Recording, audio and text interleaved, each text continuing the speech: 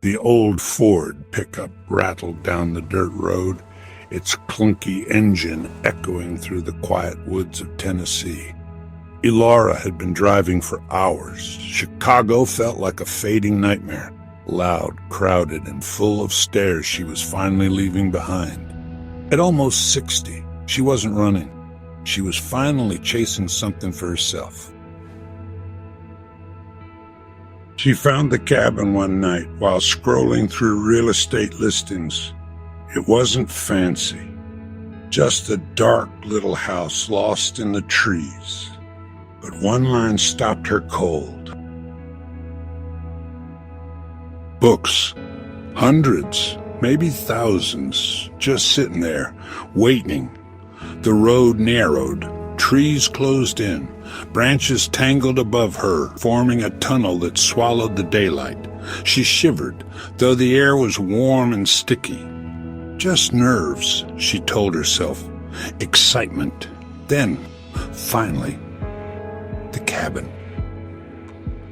It was bigger than she thought, and darker. The wood looked burned, like it drank the sun. The windows stared at her, hollow and still. She turned off the truck.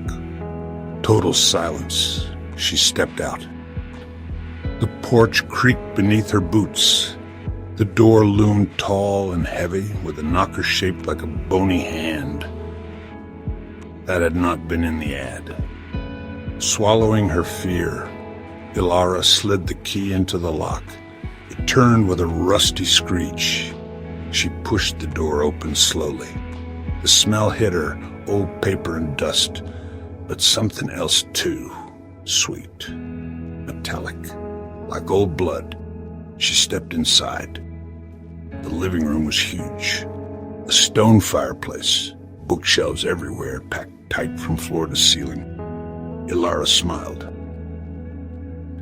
She didn't notice the chill in the air. She didn't hear how the wind had stopped.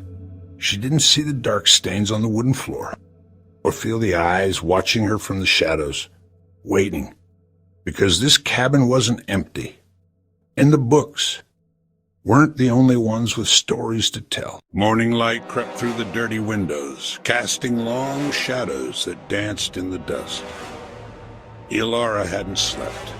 She spent the night curled up on an old chair, too scared and tired to even look for a bedroom. That strange sweet metal smell was still in the air. Stronger now. When daylight came, her fear loosened a little. Curiosity kicked in. She stood up and looked around. The books, they were everywhere. Wall to wall, floor to ceiling. Novels, encyclopedias, old philosophy texts. But one dark corner caught her eye. These books were not like the others. Their covers were darker. Some looked like they were made of skin. Others were pure black, sucking in the light. With her gloves on, Elara grabbed one. It was heavier than it looked. Cold, too, even though the cabin was warming up. She opened it slowly. The pages were thick. The writing was tight and neat, but the drawings, twisted bodies, screaming faces, violent, chaotic, evil things. She looked through more of them. All the same, horrible stories. No authors, no dates, just pain and horror. Like someone was confessing the worst things they'd ever done. And that smell, stronger now. Her stomach turned. Her dream library had become a house of nightmares. She remembered the bony door knocker, the dark stains on the floor. Things weren't right here. Trying to calm down, she explored the rest of the cabin. A dusty kitchen, a rusty bathroom, 2 bedrooms upstairs, one full of boxes, like someone left in a hurry.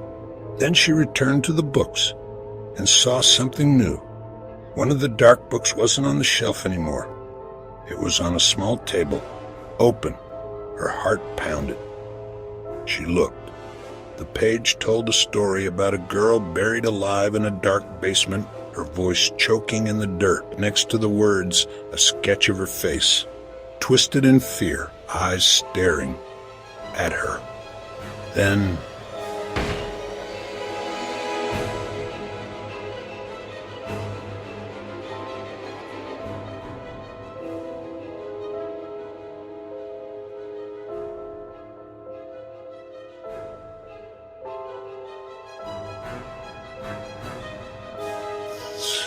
Then, thud. A loud bang. From below, something had moved in the basement. Elara froze.